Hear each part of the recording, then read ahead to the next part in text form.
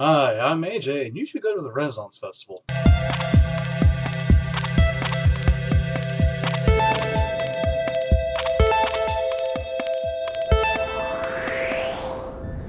Seriously, check out if you have a Renaissance Festival in your area, and go. It's completely worth your money. But anyway, here's the news.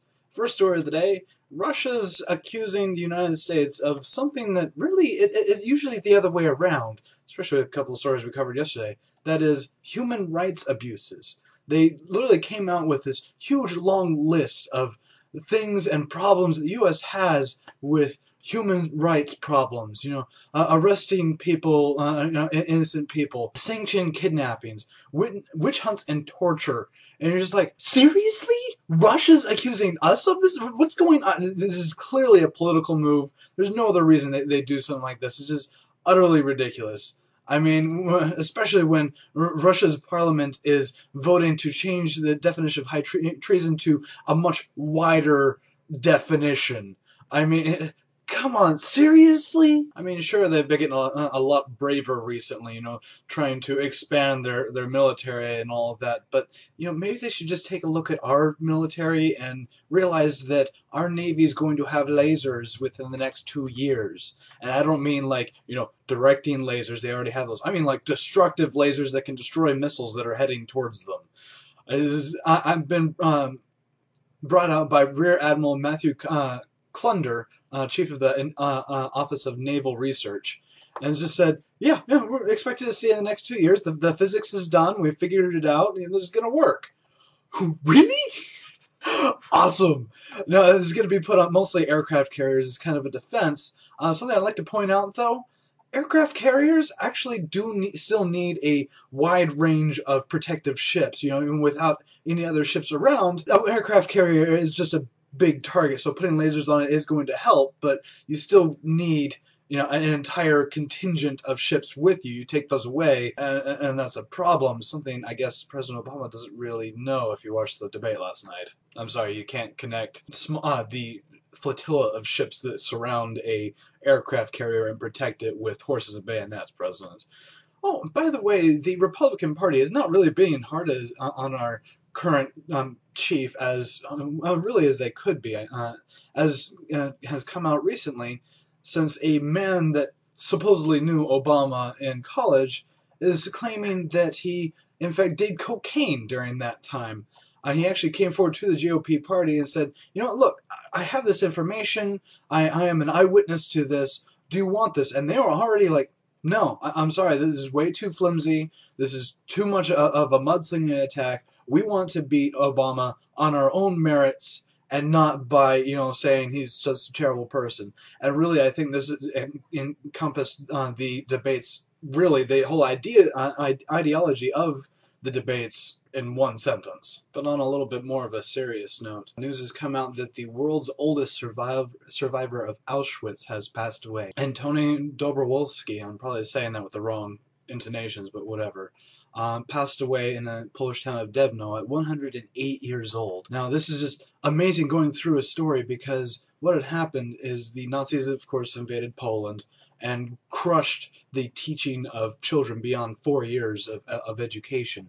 And immediately people rose up and started teaching their children beyond that in secret. Now, of course, the Gestapo would come and arrest these people, Antoni being one of them. He then spent 3 years in the worst camp in Nazi Germany history and survived. Not only that, survived to live on to 108 years old until just recently.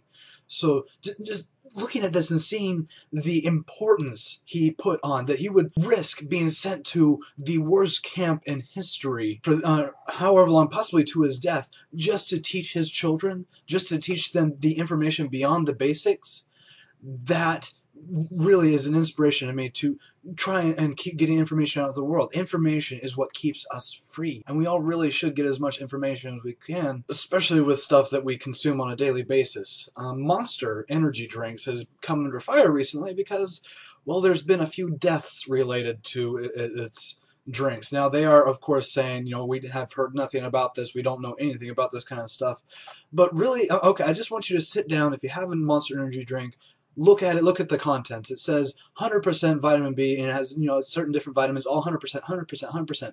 Now look at the serving size. There are 2 serving sizes in 1 can of Monster. In other words, that 100% is actually 200%, 200%, 200%. And when you drink 2 in a day like a certain girl did with a heart problem within 24 hours, bad things happen, like coma and death. So really, sure, the Food and Drug Administration can do what it can to protect us, whatever, but you informing yourself is the best defense that you have.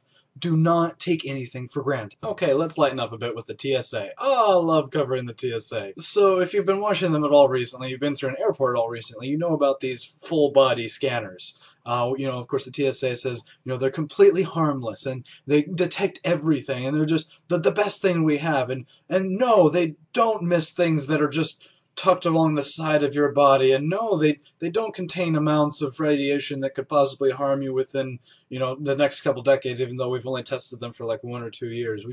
No. Anyway, and we're only pulling them actually now from JFK and LaGuardia airports to hurry up security, and it's not because of these other concerns. Yeah, right. Okay, anyway, they're pulling these scanners. Finally, great idea, and things are going to get moving a little bit faster, at least through security. So, yeah, that's a thing. And our last story of the day, one I'm going to be absolutely awesome about, is the trailer for Iron Man 3 has come out, and it is absolutely amazing. You experience things, and then they're over. Go watch it. I'm going to put a link right here for the rest of the show. Click on it because you will just be happy for the rest of the day. I hope I can protect the one thing I can't live without. It has the Mandarin in it. Some people call me a terrorist. I consider myself a teacher. It has War Machine / Iron Patriot. They're kind of fusing those two. Children. I don't know, it looks awesome. And it's just ice.